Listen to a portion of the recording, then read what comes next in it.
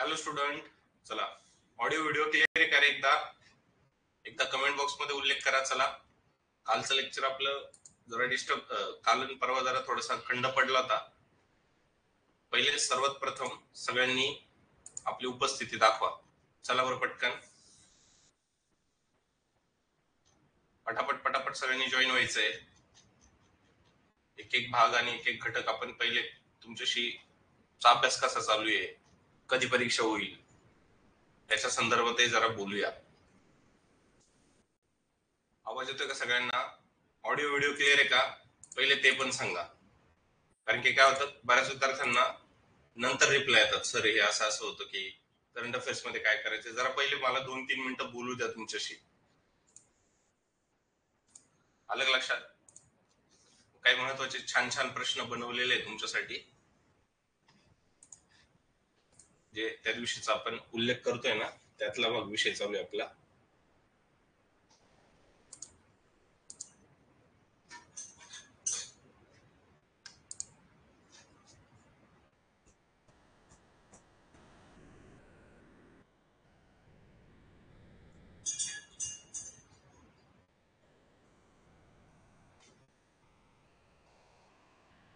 तिथून रिझ्यूम करायचंय. Current affairs किती करायला पाहिजे.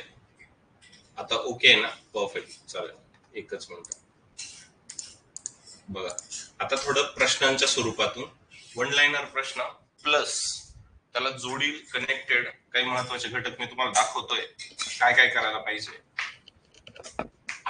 या पीडीसीसीच्या एक्झाम मध्ये कसे प्रश्न आहे ना, जरा थोडं स्टॅटिकचा भाग मी कव्हर करून देतो. विशेष करून स्टॅटिक जीके मध्ये ना काही भाग विशेष विचारला जातो विद्यार्थ्यांना.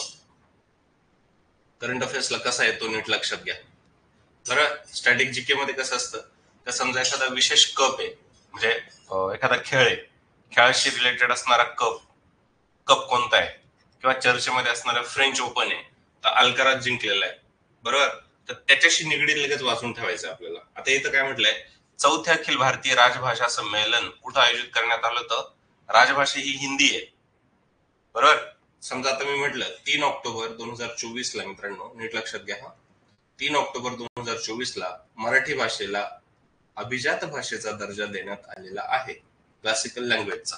आता अभिजात भाषा म्हणजे काय, की जी भाषा 2800 वर्ष जुनी आहे, म्हणजे जवळपास 3000 जवळपास जुनी आहे, ज्या भाषेचे संदर्भ उपलब्ध आहे, शिलालेख उपलब्ध आहे, स्वतःचा तिचा संग्रह आहे, किंवा सुरुवातीलाच तिचा डिक्शनरी लिहिली गेलेली आहे, तिच्या विकासासाठी एखादं डेडिकेटेड युनिव्हर्सिटी आहे, असे 6 क्रायटेरिया ज्या भाषेचे, तर तिला अभिजात भाषेचा दर्जा देण्यात येतो. मग याच्यात फायदा काय असतो माहिती का, अभिजात भाषेचा दर्जा मिळाला तर जवळपास केंद्र सरकारकडून दरवर्षी 280 कोटी ते 320 कोटी रुपयापर्यंत दरवर्षी फंड भेटतो. आणि भारतात जेवढ्या युनिव्हर्सिटी आहे मोठ्या केंद्र पुरस्कृत, त्या केंद्र पुरस्कृत भाषांमध्ये त्या युनिव्हर्सिटीमध्ये त्याचे अभ्यास केंद्र उघडले जातात. आपलं साहित्य त्याचं ट्रान्सलेशन केलं जातं, म्हणजे मराठी भाषेतून त्यांच्या रिजनल भाषेमध्ये. केंद्र सरकार पीएचडी ला विशेष पैसा देतं पीएचडी करणाऱ्या विद्यार्थ्यांना, म्हणजे त्या भाषेचा विकास होतो. अभिजात भाषा तर सुरुवातीला 8 होत्या, सुरुवातीला 6 होत्या, आता त्या झाल्या 11. म्हणून 3 ऑक्टोबर हा मराठी अभिजात भाषा दिवस म्हणून साजरा केला जातो. 27 फेब्रुवारीचा आपण उल्लेख केला तर 27 फेब्रुवारी ही मराठी गौरव दिन किंवा मराठी भाषा दिवस म्हटलं जातं. आणि 1 मे मराठी राजभाषा दिवस म्हणून त्याला साजरा केला जातो. तिघांमध्ये कन्फ्युजन करू नका. न्यूज 7 ते 8 महिन्यापर्यंतच्या नीट स्वरूपामध्ये क्लिअर करायच्या आहेत. इथपर्यंत क्लिअर आहे का सगळ्यांचं? मी प्रश्नांच्या माध्यमातून एक एक घटक क्लिअर करून देणार आहे, त्याचं काही टेन्शन नका घेऊ. पण सर्वप्रथम हे नीट लक्षात ठेवा. याच्यात कोणाला डाऊट आहे का रे? याच्यात कोणाला डाऊट आहे का?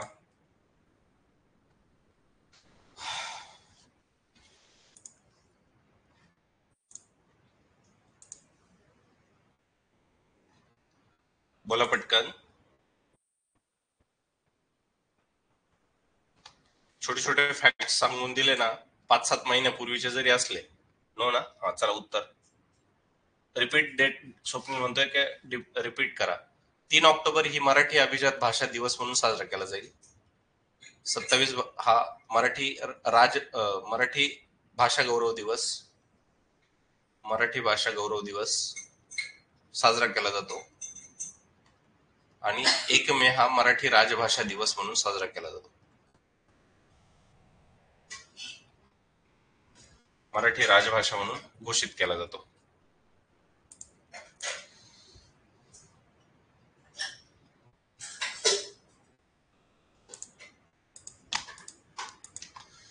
कळालं का?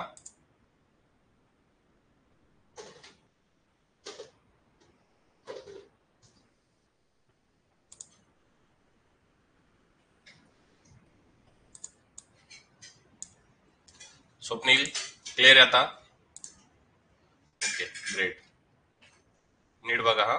थांबा, ही हा प्रश्न राहू द्या, हा पण राहू द्या. थांबा 2 मिनिट. हा, भारतीय नौदलाने सहभाग घेतलेला काकाडू हा कोणत्या देशाचा नौदलाचा सराव होता? नीट बघा आता शांततेने, मी काही घाई करत नाहीये. मिलिटरी एक्सरसाइज किंवा बाकीचा घटक जो आहे ना, तो पण बऱ्यापैकी विचारला जातो विद्यार्थ्यांना, त्यामुळे थोडस सावध पद्धतीने वाचा. त्याचं काही टेन्शन घेऊ नका, मी तुम्हाला एक एक एक एक एक एक क्लिअर करून देणार आहे.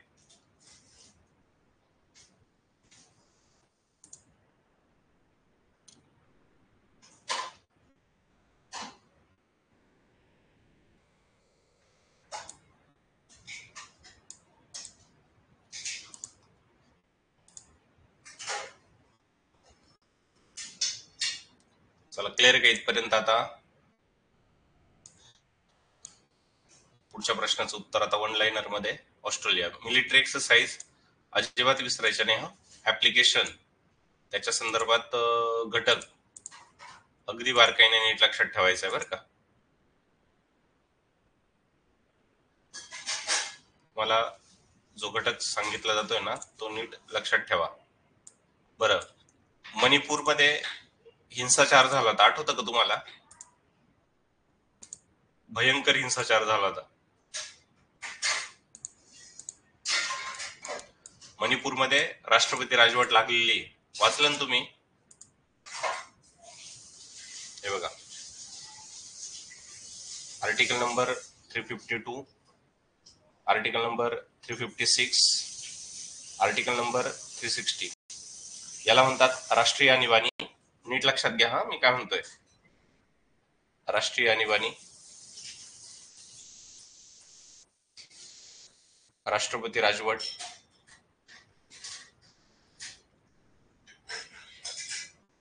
आणि याला म्हणतात वित्तीय आणीबाणी. वित्तीय आणीबाणी. आता मणिपूरमध्ये जे काही आणीबाणी लागली ती आर्टिकल नंबर 356 नुसार लागलेली आहे. तेथील जे काही मुख्यमंत्री होते विद्यार्थ्यांना, काय नाव होतं त्यांचं? बिरेन सिंग यांनी राजीनामा दिलाय तिथला, बरोबर आहे का नाही? तेथील जे काही तुमचे मुख्यमंत्री होते त्यांनी राजीनामा दिलेला आहे. इथपर्यंत तुमच्या डोक्यात फिक्स असेल. टीसीएस आणि आयबीपीएस पॅटर्नला कुठल्याही तुमच्या ह्याच्यात आलं का लक्षात?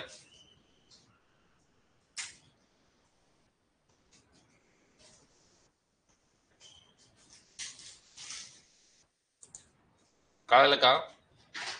मग तिथं कोणत्या आदिवासी जमाती आहे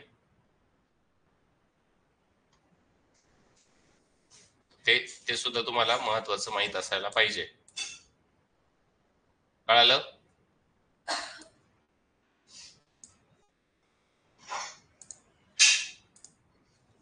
नियुक्त्या, त्यांचे 1 लाइनर प्रश्न बरेचसे येतात ते, त्याच्यामुळं प्रश्नांची माहिती, नियुक्त्या त्या पण इम्पॉर्टंट आहे विद्यार्थ्यांनो. डोकं शांत ठेवून तुम्हाला मार्गी लावावं लागेल. त्याच्या संदर्भात पूर्ण माहिती देतोय तुम्हाला.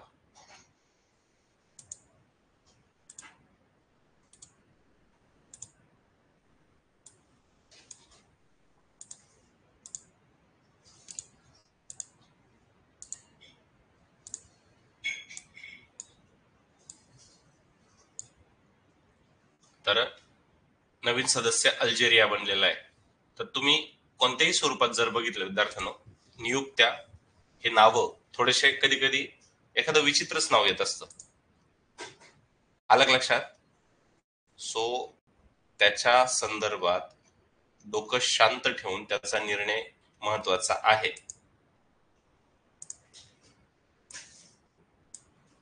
कधी कधी तुम्हाला फॅक्च्युअल गोष्टी वेगळ्या स्वरूपातही विचारल्या जाऊ शकतात.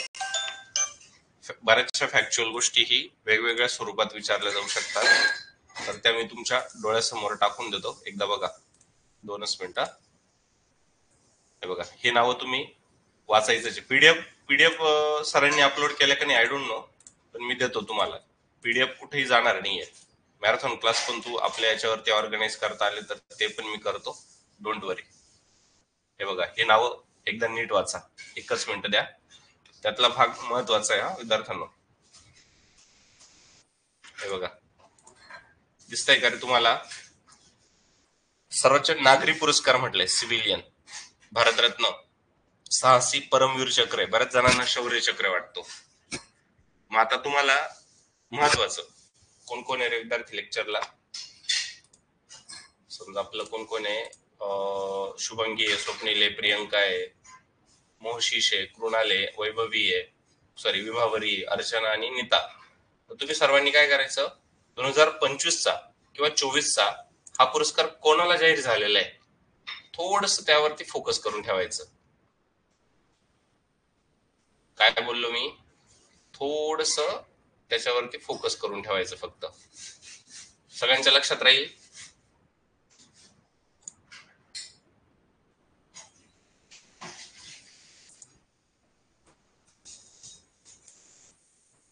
मी काय बोललो कळालं का? ती कॅटेगरी स्टॅटिक जीकेच्या पॉइंट ऑफ व्ह्यूने आपण लर्न करतोच आहे, तो काही भाग नाही.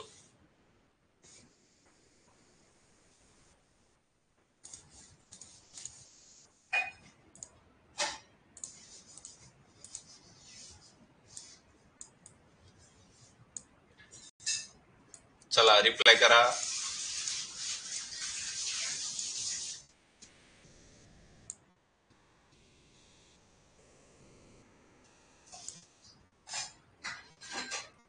झालं? तर विशेष करून विद्यार्थ्यांना खेळाडूंची पुस्तकं म्हणजे आत्मचरित्राशी संबंधित, मी आता तुम्हाला काही जे मला आठवतील ते मी सांगण्याचा प्रयत्न करतो. तुम्हाला लिहायचे तर तुम्ही नोट डाऊन करून घेऊ शकतात. पण एक 5 नावं जे आहे जे 2025ला आणि 24ला म्हणजे काही ऑक्टोबर पासून मी काही नोट डाऊन केलेले असतात, ते मी बघत असतो. त्यातले काही महत्वाचे नाव आपल्याला येऊ शकतात एक्झामच्या पॉइंट ऑफ व्ह्यूने. आलं लक्षात?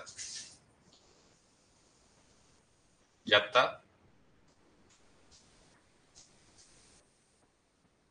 कुट्टी क्रिकेट स्टोरी, कुट्टी क्रिकेट स्टोरी हे कोणाचं नाव आहे? आपलं हे कोणाचं पुस्तक आहे? आर अश्विन. क्रिकेट कसोटी क्रिकेटमध्ये त्याने धुमाकूळ घातलेला होता. हे नाव चांगले लक्षात ठेवायचे. आलं लक्षात? कळालं का?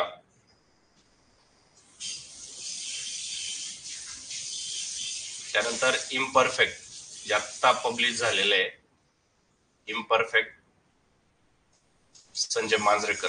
बरंच त्याच्यात आरोप प्रत्यारोप लावलेले आहे सिलेक्शन कमिटीवरती वगैरे, हे ते नीट लक्षात घ्या.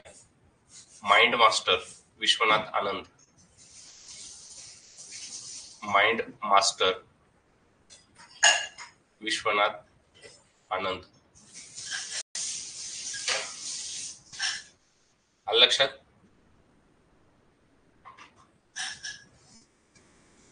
रफा माय स्टोरी, राफेल नदाल.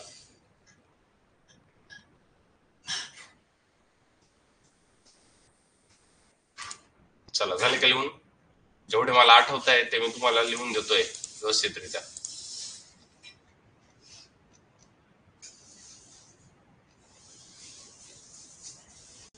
प्रश्न पण अटेम्प्ट करायचे व्यवस्थितपणे. आपलं काय म्हणतात, आपलं लाडकी बहीण योजना कधी सुरू झालेली, कशा स्वरूपात झालेली,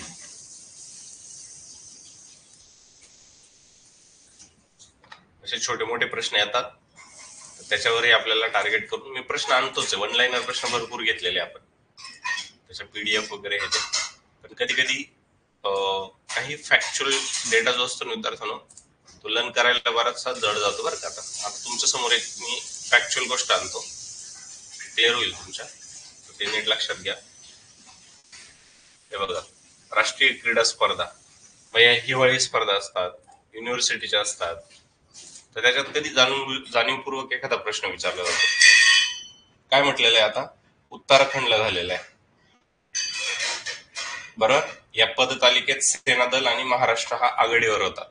आता पुढच्या 2 वर्षाने 25 ला झाले, आता पुढच्या येत्या, बरोबर आहे का नाही. तर छोटे छोटे भाग महत्वाचे आहेत, बरोबर.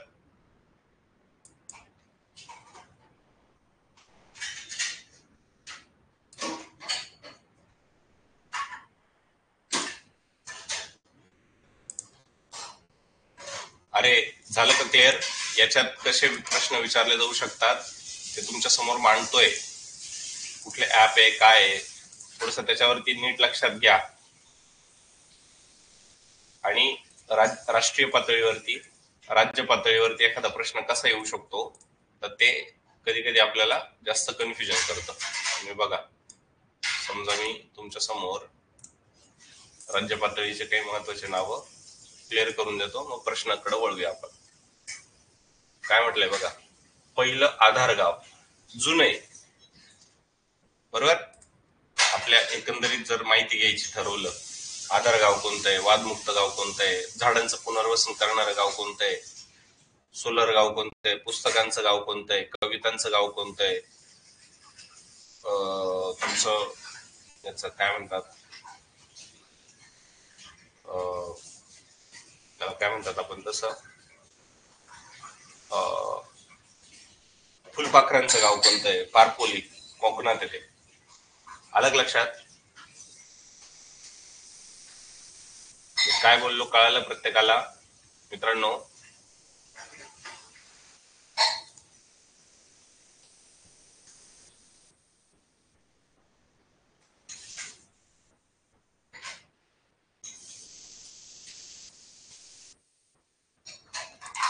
क्लिअर आहे. चलो पुढच्या प्रश्नाकडे. यस प्रियंका, सगळ्या PDF मध्ये मी टाकलेलं. चला आता पुढचं. कोणत्या राज्य सरकारने 17 सप्टेंबर हा प्रजापालन दिवस म्हणून साजरा करण्याचा निर्णय घेतलेला आहे. प्रश्नांचा भाग परिपूर्ण पद्धतीने वर्णन केलेलं आहे.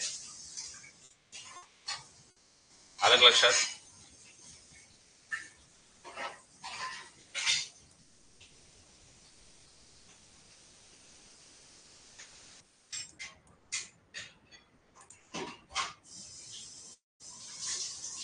चला पुढच्या प्रश्नाकडे वळूया आता विद्यार्थ्यांनो.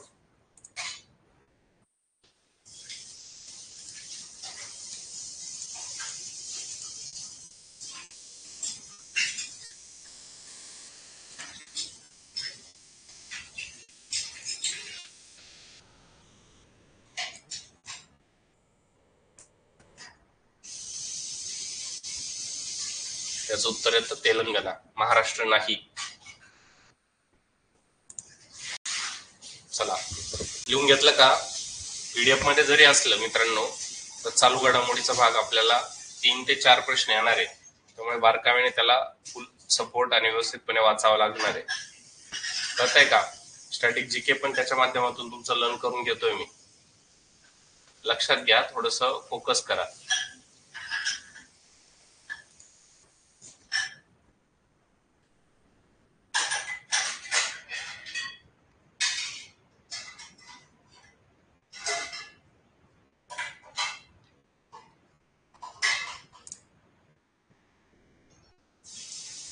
हा आहे स्वप्नील. आन्सर की दिलेली आहे त्याच्यात. PDF जेव्हा जनरेट होईल ना तुमची, त्याच्यात दिलेली ती.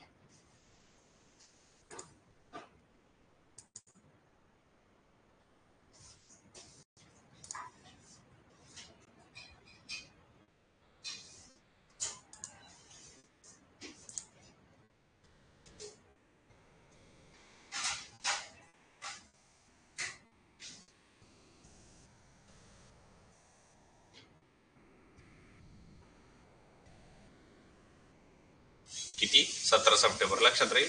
पुढचा म्हणजे उलटा ट्विस्टेड कसाही प्रश्न असू शकतो, त्याला व्यवस्थितपणे क्लिअर करणं गरजेचं आहे. आलं लक्षात?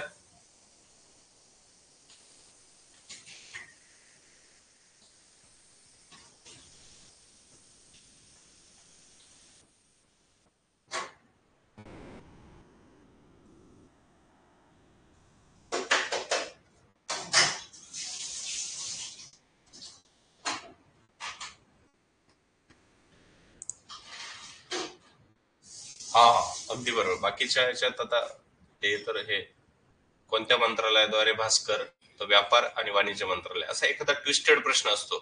तर तो जर येत नसेल तर एवढं पॅनिक होण्याची काही गरज नाही, बाकीच्या प्रश्नांवरती फोकस करत चालायचं. आलं लक्षात?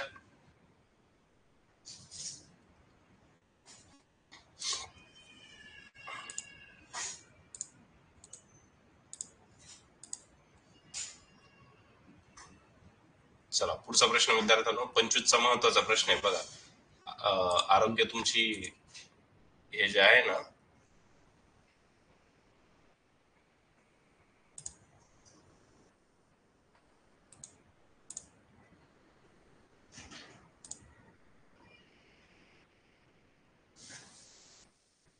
जागतिक आरोग्य संघटनेत एमपॉक्स, MVA-BN व्हॅक्सिन महत्वाचं आहे बरं का.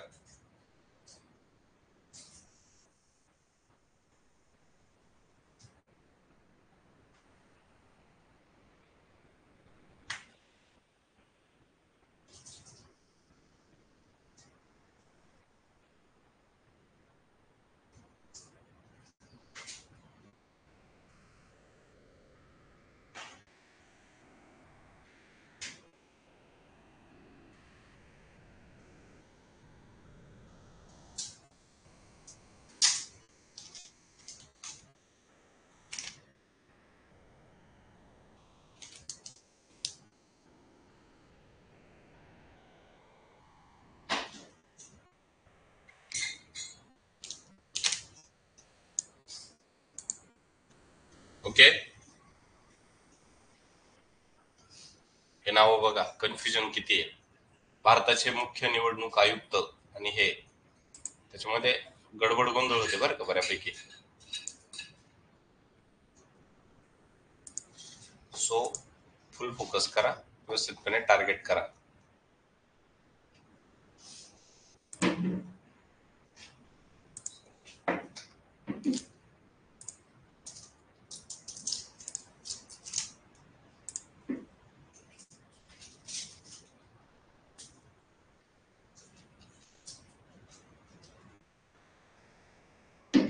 क्लिअर आहे का?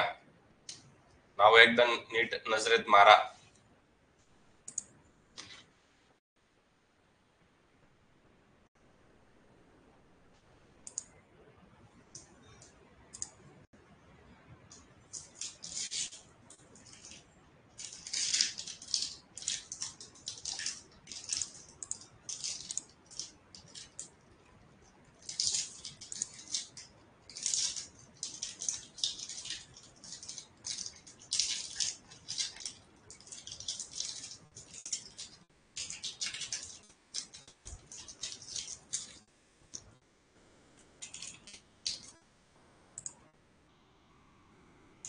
सेकंड आणि थर्ड मध्ये काय डिफरन्स आहे? हा, हे मुख्य निवडणूक आयुक्त आहे, म्हणजे पहिले, आणि ह्या दोघांना समान अधिकार असतात. या दोघांना समान अधिकार असतात, एकाच पातळीचे ते.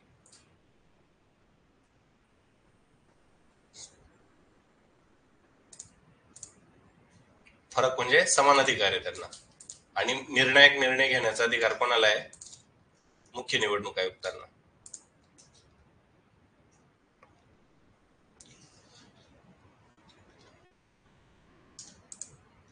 ओके, चला पुढचा प्रश्न घेऊया. नवी दिल्ली हा झालाय. हा हा एक प्रश्न बघा, संशोधन केंद्रांवरती कुठेतरी एखादा प्रश्न फसवू शकतो आपल्याला.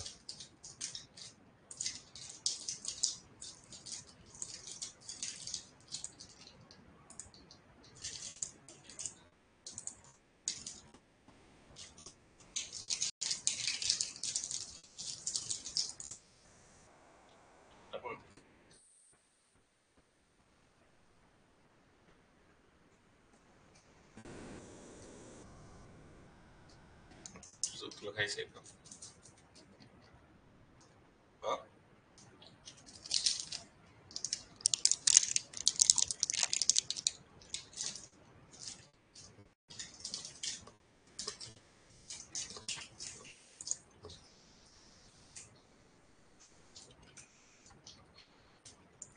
हेमंत पाटील. आता 98 नंबरचं जे काही साहित्य संमेलन झालं होतं ते दिल्लीमध्ये झालं होतं. तारा भोवळकर हे त्याच्या काय विद्यार्थ्यांनो, तारा भोवळकर काय त्याच्या अध्यक्ष होत्या. आता 99 नंबरचं जे 2025 मध्ये होणार आहे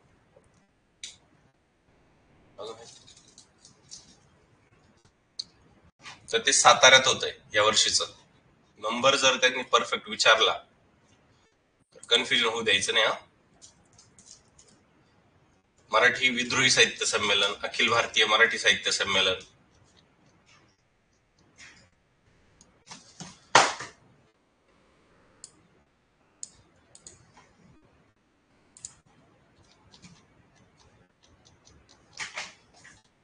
त्याच्याबाबत अजिबात गडबड गोंधळ होऊ द्यायची नाही.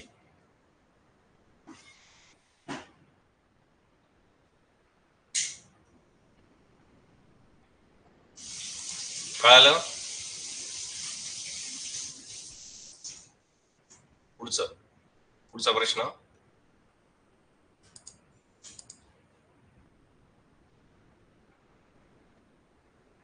रिपीट म्हणजे कोणतं? 98 नंबरचं जे होतं ते दिल्ली प्रभावळकर, तारा भोवळकर हे अध्यक्ष होते त्याच्या. 99चं आता साताऱ्यात होतंय, पण अजून त्याचं हे नाही झालेलं.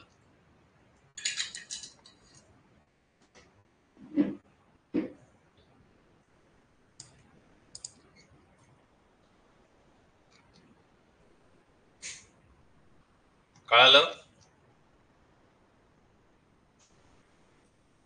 आनंदराव अडसूळ हे मंत्रीपदी येते, नीट लक्षात घ्या. अमरावती. संमेलनाचे नाव विद्रोही मराठी साहित्य संमेलन 19 नंबरचं होतं. हे बघा, अशा स्वरूपात छोटे छोटे आपल्याला जीकेचे पण प्रश्न येऊ शकतात. मी जीके पण तुमचं कव्हर करतोय, डोंट वरी. मी जसं तुम्हाला एक भाग याचा समजून सांगतोय ना, तसा इकडं पण काही महत्वाचा भाग आहे. आता मी थोडं थोडं चालू घडामोडी म्हणा किंवा बाकीचा घटक म्हणा, एकदम तुम्हाला ओढायचं नाही, असं शांततेने. दिल्लीच्या मुख्यमंत्रीपदी रेखा गुप्ता आहे, तिथं काय आहे? नवीन एखादी नियुक्ती झालेली का? एआयच्या संदर्भात एखादी न्यूज आहे का? अलग लक्षात. भारतातील कधी कधी जीकेच्या संदर्भात वेगवेगळ्या स्वरूपातले प्रश्न विचारले जाऊ शकतात की जो आपल्याला माहित असायला पाहिजे. जसं मी तुम्हाला आहे ना आता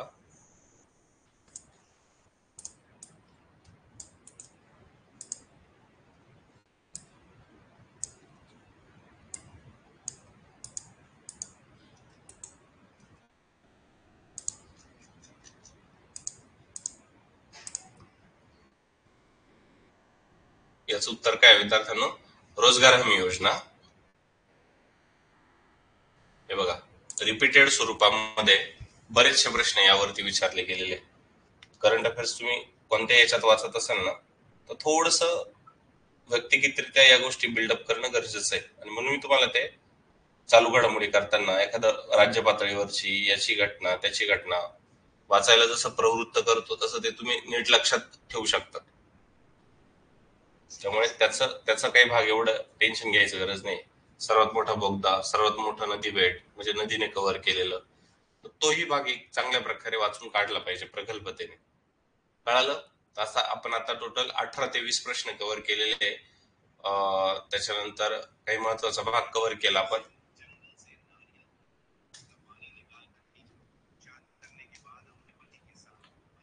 आलं लक्षात?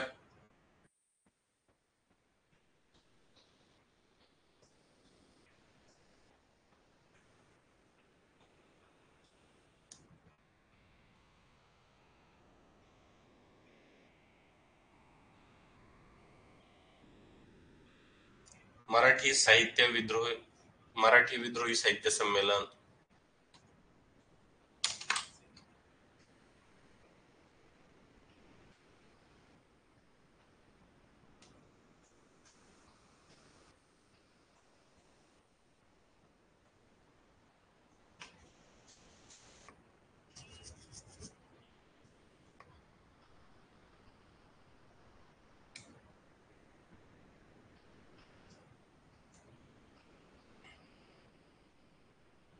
ओके. बाकीचा भाग आपण पुढच्या लेक्चरला बघूया. आज जर मी उशिरा पावसात भिजलो ना, तर एवढंच काढलेलं होतं. अजून थोडस करंटचे आणि काही बाकीचे डेटा मोठ्या स्वरूपात देतो मी तुम्हाला. चालेल ना? ठीक आहे. उद्या 9 वाजता घ्यायचा प्रयत्न करेल, किंवा उद्या जर दुपारी जमलं तर उद्या दुपारी मोठं लेक्चर घेईल. उद्या मी घरीच आहे, तो घ्या तुम्ही.